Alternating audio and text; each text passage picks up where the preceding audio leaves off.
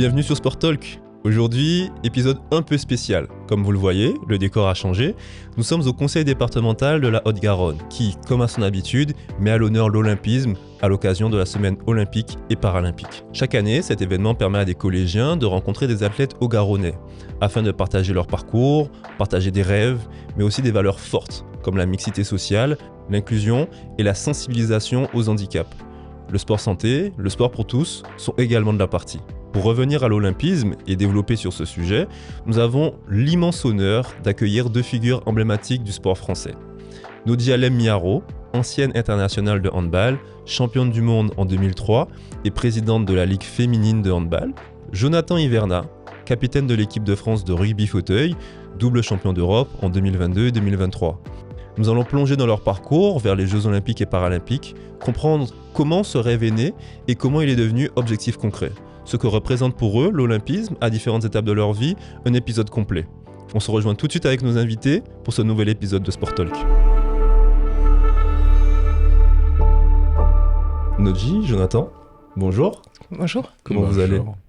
Très bien. Ouais, très bien aussi, ouais. Moi, je suis content d'être là. On va parler d'un sujet assez intéressant, l'olympisme. Et du coup, avant d'entamer ce sujet, j'aimerais quand même que vous puissiez vous présenter pour les gens qui ne vous connaissent peut-être pas. Nodji, à toi l'honneur. Merci.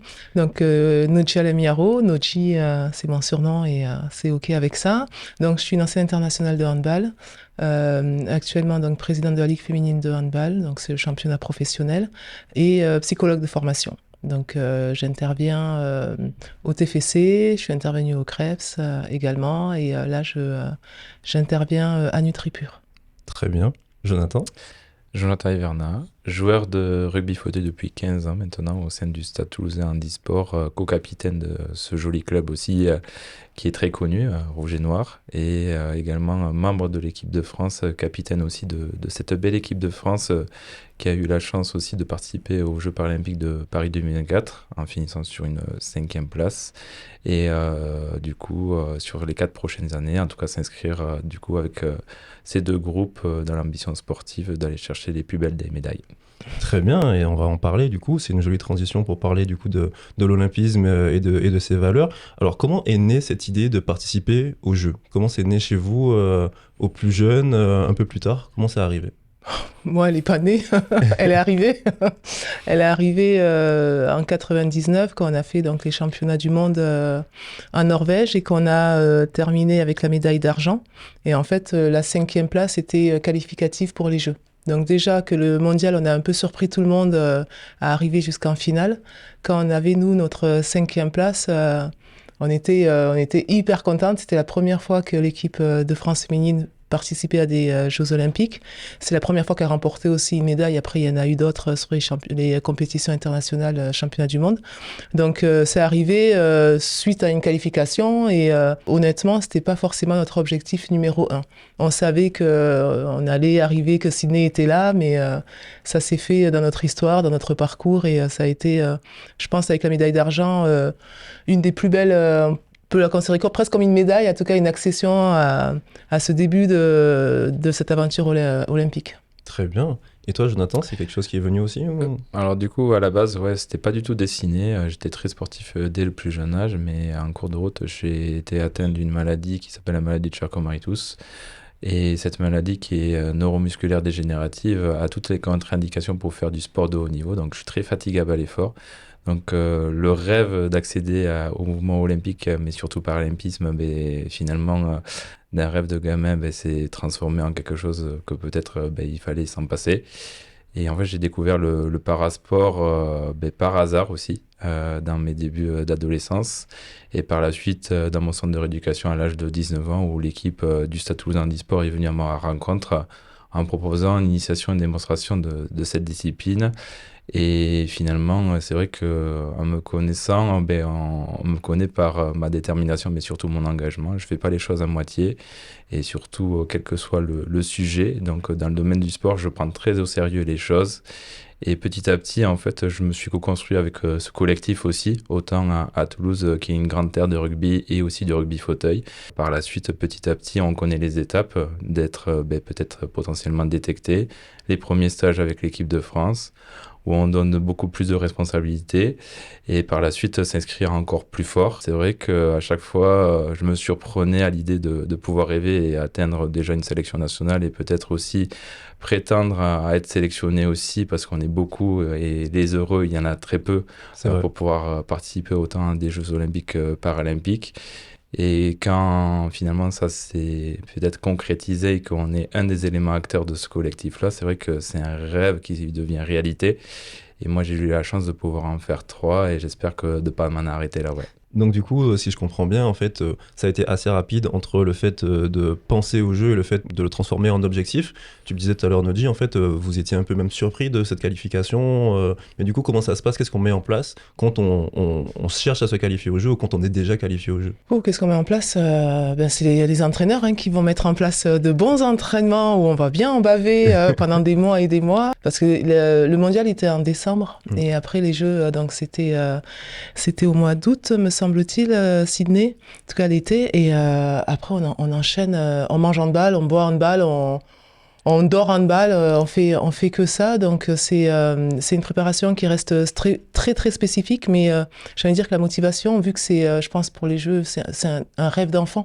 Donc je pense qu'en termes de motivation, il n'y a pas besoin d'appuyer sur le bouton parce qu'elle est là. Okay. Maintenant, c'est vrai que c'est beaucoup dans cette préparation, la peur de se blesser. Je sais pas si pour toi c'était pareil, mais déjà c'était être sélectionné parce qu'on enlève 2 joueuses. C'est un effectif qui est plus réduit. Après, une fois que tu es sélectionné, faut pas te blesser. Mais il faut être au top de ton niveau. C'est tout un écosystème qu'il faut mettre en place. Et puis après, il y a tout notre staff technique qui nous fait un programme bien comme il faut pour se préparer. Je pense que pour les Jeux, ce qui va être, en tout cas pour moi, de mon expérience, qui est hyper important, c'est de se préparer de manière différente. Parce qu'on a l'habitude de se préparer sur notre compétition.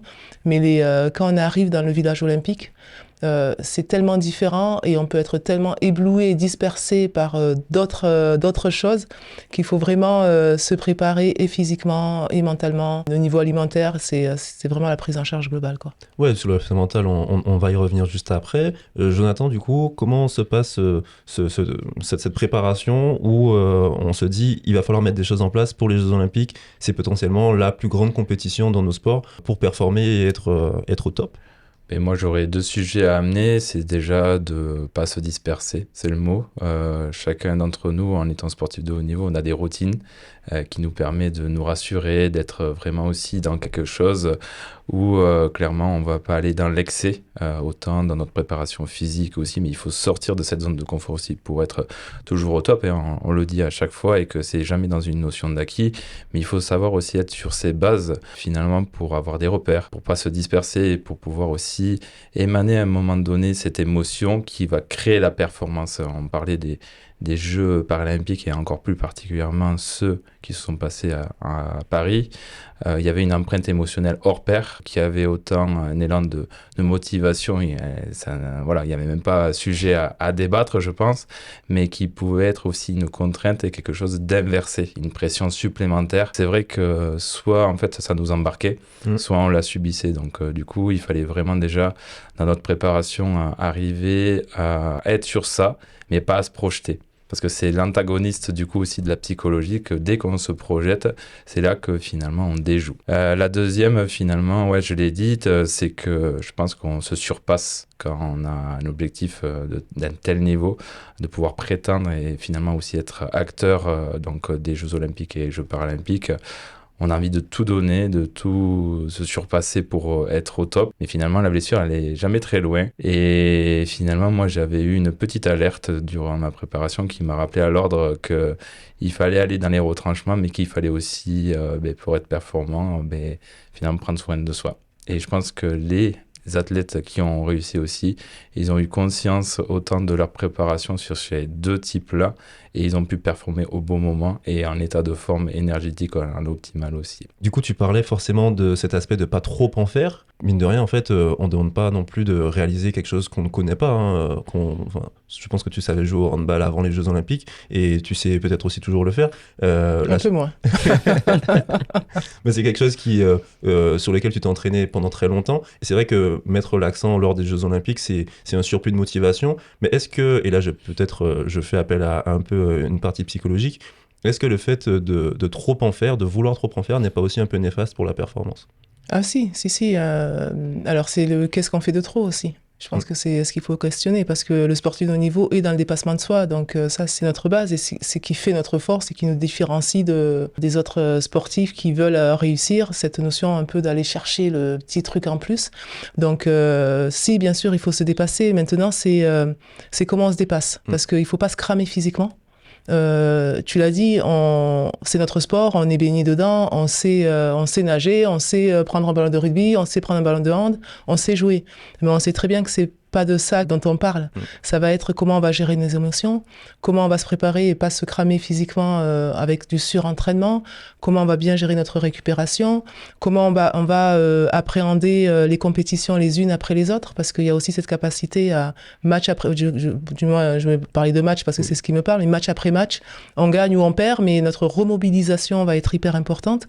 Donc tout ça, c'est tout ça en fait qu'il faut prendre en compte et dans un sport co, c'est aussi le poids de ce collectif. Qui est aussi une force aussi. Hein. Qui est une force, bien sûr, qui est une force, mais après, on sait aussi très bien que des fois, il y a un coéquipier qui peut être, ou une coéquipière qui peut être avec de la peur ou un comportement différent que d'habitude, ou un coach qui va avoir un comportement différent que d'habitude. On va se dire, qu'est-ce qui se passe là? En fait, c'est ça. On doit savoir jouer notre sport de la manière la plus simple et comme on sait le faire comme d'habitude, en gérant l'écosystème, l'environnement qui est différent. Ouais. C'est ce qui se joue et après on le voit, tu l'as dit, il y a des personnes qui vont trop en faire parce que pris par l'ampleur, la pression des jeux. D'autres, ça va les sublimer et ça va être l'énergie en plus et ils vont faire la compétition qu'ils auraient jamais faite. C'est vraiment sur le fil du rasoir. Hein. C'est très subtil, je trouve, comme préparation pour ces compétitions-là. Mais du coup, il y a cet aspect aussi où tu as accompagné aussi des sportifs dans cette quête olympique. Comment ça se passe quand on aide des sportifs à emprunter ce chemin? Qu'est-ce que tu mets en place? Est-ce que tu enlèves la noji sportive et tu parles que du côté psychologue? Comment ça se passe? Ça a été un peu les deux parce qu'il y a eu aussi ce partage d'expérience. J'ai fait Sydney et Athènes et le fait de partager ne serait-ce que les jeux, je trouve que c'est aussi bien quand on parle de attention, quand tu vas arriver au village, tu vas en prendre plein les yeux, plein la tête parce que tu auras peut-être ton joueur ou ton sportif préféré. Moi, je rappelle, il y avait des Ghebreselassie, il y avait des joueurs, des noms de fous, les basketteurs américain. T'es un gamin, une gamine qui a les yeux qui brillent, donc ça peut très facilement te déconcentrer de pourquoi tu es là. Le village, il est énorme. Donc, il y a plein de choses à faire. Il y a plein de tentations. Donc, c'est se refocaliser sur le pourquoi je suis là. Donc, il y a eu ce partage d'expérience-là qui était important. Et en plus, Paris, c'était pas pareil parce que Paris, les salles étaient pleines et c'était génial. Mais je me rappelle, à Sydney, c'était le début des compétitions. Les salles étaient pas pleines. Hein.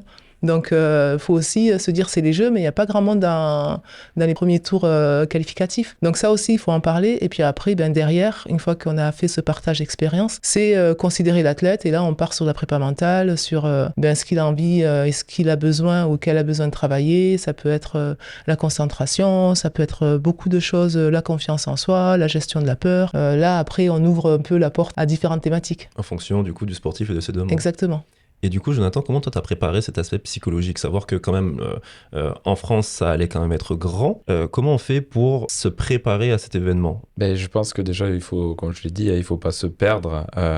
Il faut se respecter, mais aussi savoir bien connaître ses coéquipiers et coéquipières. Moi, j'ai une discipline un peu particulière, elle est mixte. Donc, du coup, hommes-femmes peuvent du coup s'allier pour former le collectif. Donc, finalement, aussi, on a des traits de personnalité très différents. Et pourtant, finalement, il va falloir qu'on s'unisse ensemble pour qu'on fasse la meilleure prestation possible. Donc l'adversité ou la différence fait la force aussi d'un groupe, mais il faut savoir aussi mettre en commun pour qu'on parle le même langage. Donc déjà, c'est finalement avoir conscience autant de ses capacités mentales que physiques, savoir aussi là où on excède et là où sont nos points faibles. Et dans notre mouvement parasportif, il y a un élément qui n'existe pas dans le mouvement olympisme, du coup, c'est que il y a le handicap qui rentre en compte et finalement c'est aussi un sujet d'analyse où par rapport à l'incapacité des adversaires, on va étudier sa façon de pouvoir se mouvoir, la façon de comment il va aussi appréhender les faits et gestes de ses adversaires. Donc finalement, elle est encore plus poussée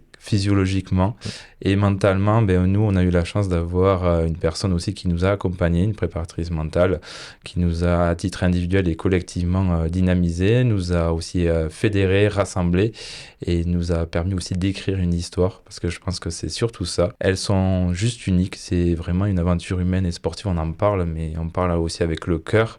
C'est quelque chose d'assez unique qui nous appartient et que c'est le groupe en tant que tel qui a été choisi qui fera cette figuration de représenter la France et dignement. Finalement, il faut savoir aussi l'extérioriser et l'écrire ensemble.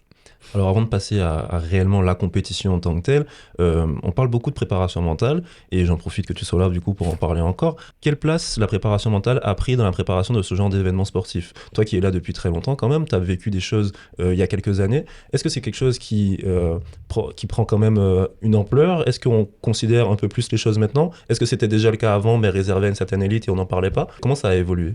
Ça dépend d'où on parle, parce que si on parle de la France, ça a évolué, et puis après il y a des pays anglo-saxons, les États-Unis étaient beaucoup plus à l'avance que nous sur ce sujet-là. Tant que ça ? Oui, il y avait quand même une nette différence.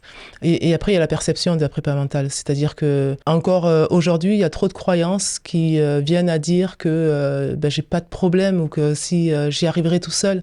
Ce sentiment un peu de toute puissance qui incombe aussi aux sportifs de haut niveau. Parce qu'on a cette impression que le sportif de haut niveau, il est tout puissant, il est infaillible et qu'il n'a pas le droit forcément avoir de Le sportif de haut niveau, c'est celui qui se connaît bien et qui apprend et qui fait tout pour bien se connaître, pour performer. Et c'est un homme et une femme comme nous, tout simplement. Sauf qu'à un moment donné, pris par une passion, pour des origines qui lui appartiennent, pris par une envie de faire son sport, elle est obligée d'aller chercher des choses en lui, en elle, qui sont très puissantes pour pouvoir performer. Donc c'est ça, un sportif de haut niveau. Donc ça a des doutes, ça a des craintes, ça pleure, ça se met en conflit avec son coéquipier, sa coéquipière. Par contre, ça a un objectif qui est très clair, c'est que je dois rassembler tout ça, mais mon objectif, je sais où je veux aller.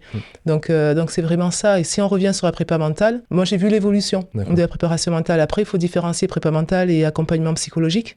Donc ça, c'est aussi deux choses différentes et je trouve que les deux sont très complémentaires. Aujourd'hui, on peut en parler avec beaucoup moins de tabous. Et puis après, en plus, je pense que quand il y a des sportifs qui ont eu des médailles et qui en parlent librement, comme des Teddy Riner, comme des Thierry Henry, comme plein de sportifs qui sont accompagnés, je trouve que ça a fait du bien à l'accompagnement parce que les gens se disent ok, il n'y a pas de problème en fait. Une fois qu'on a identifié ça, faut avoir la bonne personne, c'est-à-dire qu'après le risque c'est toutes ces personnes qui se disent prépa mentale, qui le sont plus ou moins ou pas du tout.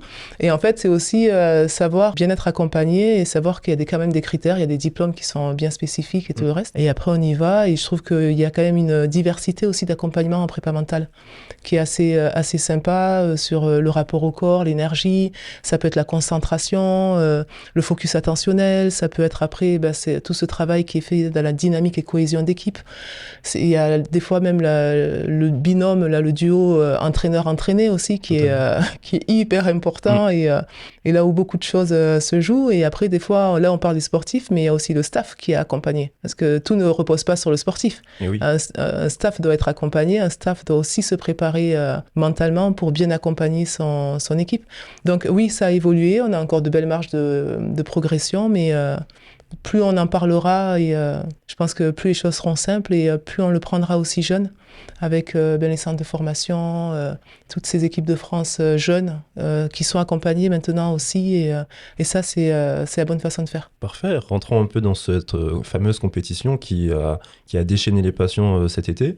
Comment tu l'as vécu ces jeux ?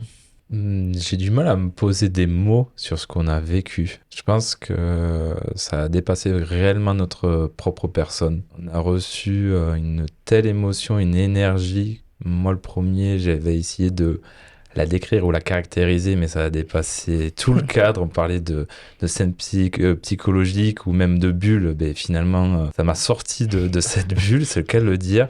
Recevoir de messages de gens qu'on ne connaît pas, qui vous incitent à faire certes le meilleur, mais qu'on véhicule des valeurs très fortes et qu'on les fait vibrer, ça met un coup de fouet, vraiment. Moi, je l'ai vécu très intensément. Ces jeux, il y avait une particularité, j'étais très surpris par l'accessibilité aussi pour tout le mouvement parasportif, tout ce qui a été co-construit, travaillé aussi, ça a été juste génial. Il n'y avait pas finalement un seul défaut pour que les athlètes, en tout cas paralympiens, puissent s'exprimer de la meilleure des façons et la meilleure prise en charge possible aussi. Et un moment de convivialité, de générosité, de partage et d'excellence qui est hors pair. Vous voyez finalement le monde entier qui est là avec finalement ces différenciations et c'est juste magique. À chaque fois, j'ai l'impression de faire quand même une part. On parle de pas sortir un petit peu de notre bulle, mais j'ai une part de rêve qui s'accompagne dans ce village olympique. Mais on arrive aussi à se recentrer dans la compétition quand on fait les entraînements de préparation en vue de la compétition et de la compétition en elle-même.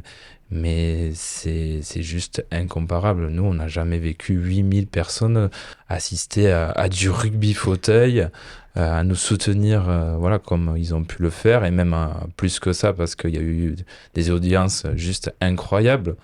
Donc finalement, je pense qu'on a été au rendez-vous et on a aussi surtout donné cet héritage et cette culture du sport et de la meilleure des façons. On se caractérise beaucoup, les sportifs de haut niveau, à travers nos résultats. Nos émotions sont beaucoup dictées par ça. Comment ça se passe à travers ces jeux quand on en ressort? Pas forcément avec les résultats escomptés, quand c'est un peu difficile. Comment on arrive à rebondir en fait derrière ça? Et puis même après, c'est une parenthèse qui est un peu enchantée parce qu'il y a énormément de choses qui sont faites autour de ça. Tu l'as très bien décrit. Et après, on revient à une vie un peu de personne lambda. On revient à sa vie d'avant et on a l'impression d'avoir vécu un rêve. Comment on s'en sort de ça sur ces deux aspects? Le côté résultat sportif et le côté aussi redescente émotionnelle. Bien sûr, pour notre part, on a eu une petite frustration parce que voilà, ça serait mentir qu'un sportif de haut niveau n'y va pas pour la meilleure des médailles, parce qu'on s'acharne aussi à travailler très dur pour ces compétitions-là, quel que soit finalement le sujet. Donc pour nous, ça a été une petite désillusion, même si c'est la plus belle des performances qu'on a pu réaliser avec le rugby fauteuil. Mais c'est vrai que tout ce qu'il y a eu après, de accompagner autant, finalement ça dépasse l'équipe de France de rugby fauteuil. On a accompagné l'équipe de France paralympique à performer aussi après, donc on est venu soutenir nos coéquipiers et coéquipières qui avaient besoin de nous aussi. Donc on a aussi ce second rôle d'être là, de faire partie aussi de cette fête qui pour moi mais unique, quoi. Je me répète, mais vraiment ça dépasse l'entendement, vraiment totalement, d'être un des acteurs choisis et de vivre ça. Je pense que c'est gravé à jamais dans une vie d'un homme ou d'une femme. Et l'après, c'est vrai que moi, le premier, j'ai eu une sorte de petit choc émotionnel, voire une petite dépression. Tout le monde le dit, à juste mesure par notre trait de caractère et notre sensibilité. Moi, clairement, mon issue, ça a été d'être juste après à cheval de re-entamer un cycle, donc de retourner au travail, parce que j'avais d'autres objectifs aussi durant l'après-jeu. Et de suite, en fait, ça m'a permis de pouvoir sortir de cette bulle psychologique qui était un peu négative et finalement de pouvoir évacuer toute cette frustration-là aussi. Donc un peu la solution, ça a été d'être proactif et de créer des choses pour justement combler ce petit manque-là. Nodji, toi, tu as eu la chance de faire les Jeux olympiques en tant que spectatrice, mais pas que. Ouais. Tu as eu la chance de les faire aussi il y a quelques années. Comment ça se passe, ce positionnement de sportive il y a quelques années, et maintenant d'être un peu en marge de ça, mais toujours aussi actrice de ça, parce qu'en fait, tu fais partie aussi de cette compétition-là. Ouais, alors moi, j'ai eu la chance de les commenter, donc c'est vrai que c'était génial. Paris, c'était...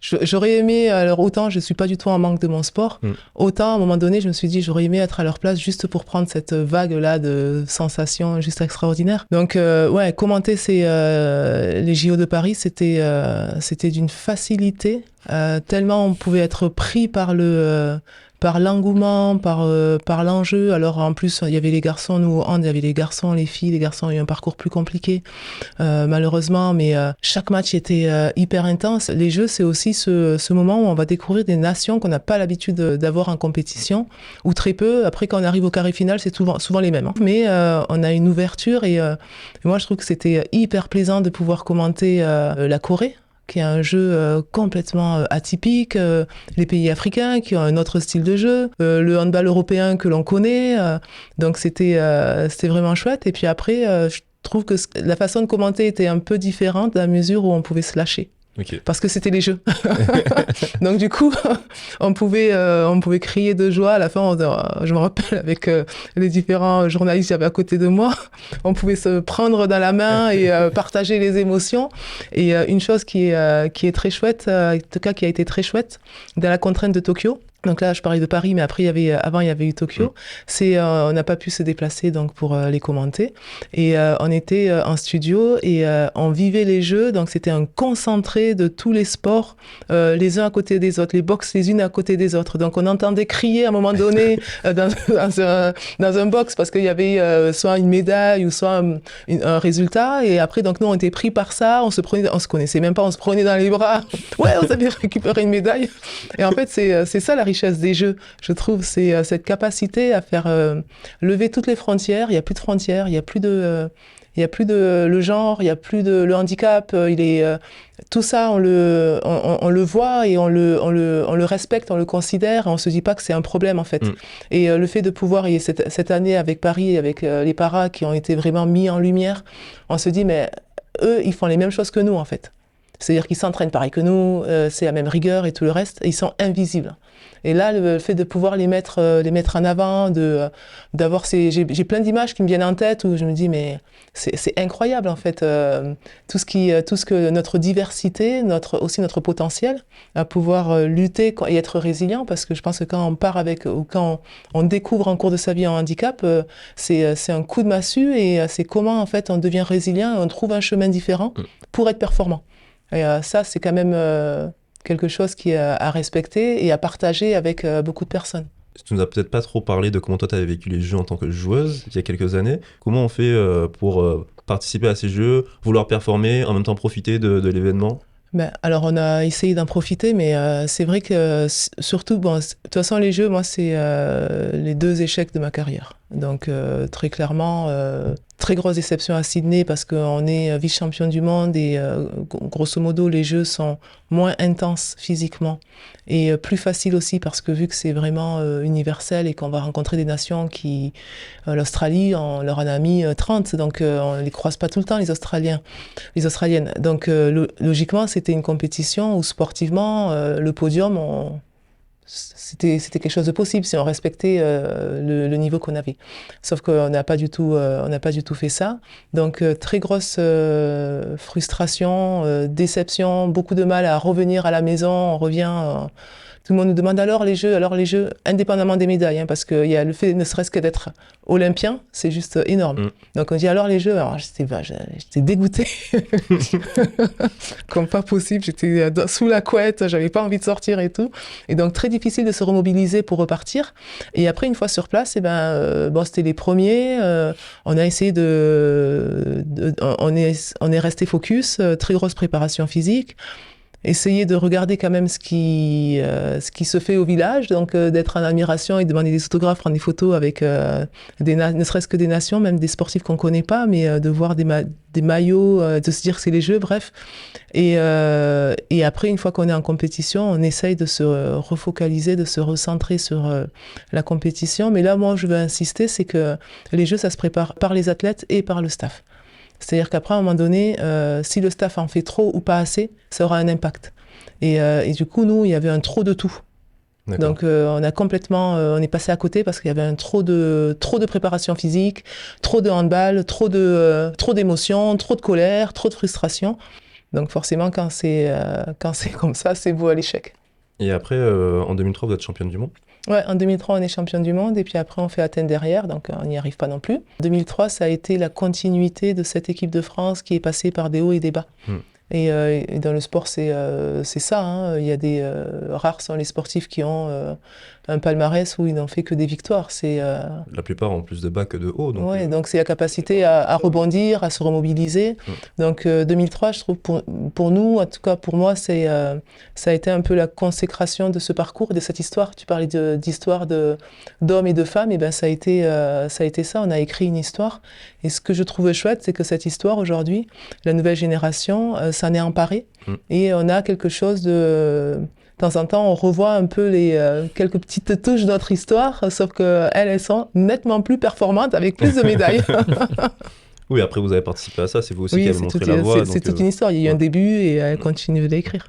Est-ce que vous avez un souvenir précis des jeux, quelque chose qui vous a marqué, peut-être même en dehors du sport, une émotion particulière ou même quelque chose qui vous restera gravé pour vous, peu importe l'édition, peu importe le lieu, peu importe la condition. Est-ce qu'il y a un souvenir vraiment fort? Voilà, la cérémonie, je trouve que c'est quelque chose qui reste unique. Quand tu fais la cérémonie, à un moment donné, alors Paris, c'était différent parce que vous étiez sur le bateau, mais je pense qu'à un moment donné, tu es parqué à un endroit, tu dois attendre.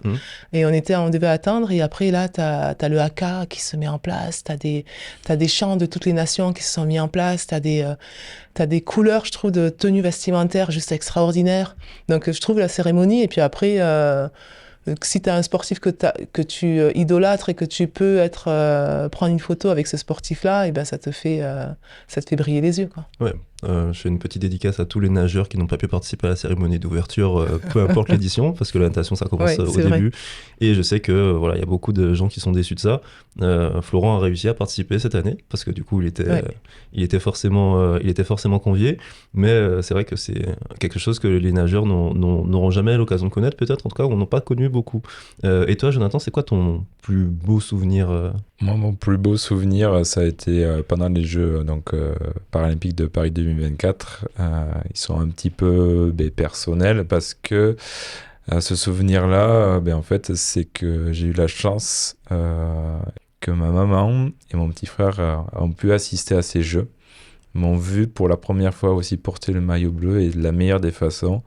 Et ça a une part émotionnelle énorme parce que je viens d'un milieu très modeste, qu'on ne pouvait pas se permettre plein de choses, que le plus simple des choses, c'était de se retrouver, et on a pu le faire aux Jeux paralympiques de Paris 2024, et j'en suis très fier, même si, d'un point de vue sportif, on n'est pas allé jusqu'au bout, mais je suis très fier de les avoir en tout cas éblouis et de leur avoir fait vivre ça. L'olympisme, le paralympisme, c'est quand même avant tout la performance, mais pas que. Il y a beaucoup d'autres choses autour et on peut se créer des relations, on peut vivre des moments énormes. Pour vous, aujourd'hui, avec tout ce que vous avez vécu, c'est quoi la signification pour vous de ces jeux? Qu'est-ce que ça représente vraiment en termes de valeur? Qu'est-ce que vous pouvez dire par rapport à ça? Moi, c'est la générosité, vraiment, parce que on met toujours l'excellence au devant de la scène, mais moi, j'ai jamais en fait vécu ça, cette notion de générosité, de partage. On découvre le monde entier en fait, à travers notre passion. Et franchement, il n'y a rien de plus galvanisant émotionnellement quand on aime le sport, de côtoyer les différents pays, on en parlait. Mais moi, je sais qu'en tant que sportif et en tant qu'homme, j'ai grandi à travers ça. Et je suis plus du tout le même à travers toutes les éditions que j'ai eu la chance de pouvoir faire. Ouais, je te rejoins de toute façon, de fait. Mais j'ai envie de rajouter la diversité et l'ouverture. Ok. Parce que les jeux, ça amène ça. Et après, ici, on se rappelle Paris, on était dans un contexte quand même très particulier. Et l'ouverture des gens, c'est-à-dire les regards qu'on pouvait croiser, cette générosité En fait, l'être humain, on se rend compte qu'on se crée des problèmes très très facilement, mais que si on prend bien les choses, il y a du bon en fait. Et les jeux, je trouve que ça ouvre cette porte à nous remettre dans notre humanité, vraiment pure, et se dire que on est ensemble, et j'existe à travers toi, tu existes à travers moi, et pour moi c'est ça les jeux, c'est cette capacité à faire vraiment baisser toutes ces croyances limitantes qui nous desservent, et à être ouvert. Parfait. Pour clôturer, est-ce que vous pourrez peut-être donner un conseil à un jeune sportif qui souhaite un jour participer au jeu, qui a envie de vivre ça? Quel conseil vous pouvez lui donner aujourd'hui? Qui a envie de participer au jeu? Qui a envie de vivre ça. Il a vu les Jeux de Paris, Ouais. il s'est dit waouh, je veux faire ça, je veux être de l'autre côté de la télé, je veux participer, je veux faire vivre ça. Il y a plusieurs moyens de le vivre, à travers, en étant sportif, mais même en étant bénévole ou peu importe, en étant consultant sportif, journaliste. Il y a plusieurs manières. Kiné, il y en a encore d'autres. Mais quel conseil vous pouvez donner à un jeune sportif qui a envie d'en être? déjà, rien que le fait pour moi qu'il le veuille, rien que ça, c'est de l'alimenter, en fait. Je dirais, si tu as envie, fais tout pour pouvoir y aller. Alors, des fois, on est surpris, il y a des personnes qui ne le pensent pas et qui arrivent au jeu. Et il y a des personnes qui ont vraiment ça comme objectif presque de vie. Et si c'est le cas, eh ben, garde cette envie et garde-la en toi de manière... Et préserve-la. C'est un peu ton bijou à l'intérieur de toi. Et réfléchis à qui peut t'accompagner pour aller dans ce sens-là. Moi, du coup, ça va être par rapport à mon expérience aussi à travers mon parcours. Finalement, quelle que soit notre différenciation, notre diversité et notre milieu, il faut arriver à se résoudre, quel que soit finalement l'objectif, à s'investir pleinement, à en avoir vraiment envie. Et surtout, là où on se fixe des limites, ça nous appartient. Et si on arrive toujours à essayer un petit peu de les repousser, on parlait de se dépasser, on parlait de combativité et d'esprit aussi. Si on a tout ça, je pense qu'on peut pousser la réussite à de très très belles choses et de très grands projets. Donc vraiment, ça serait le conseil que je donnerais. Mais parfait. On peut clôturer là-dessus. Je pense que c'était un bon dernier mot. Merci d'avoir partagé vos expériences, vos avis, vos retours. Toujours enrichissant, pardon. En tout cas, j'espère que ceux qui ont regardé ont aimé. Et j'espère que vous aussi, vous avez aimé partager votre expérience. C'était génial. C'était vraiment génial. Un bel épisode de Sport Talk qui se termine. Il a été produit en collaboration avec le Conseil départemental de la Haute-Garonne pour la semaine olympique et paralympique. Si vous avez apprécié cet épisode, n'hésitez pas à liker, partager, commenter et à nous suivre sur tous les réseaux pour ne rater aucun épisode de Sport Talk. À bientôt!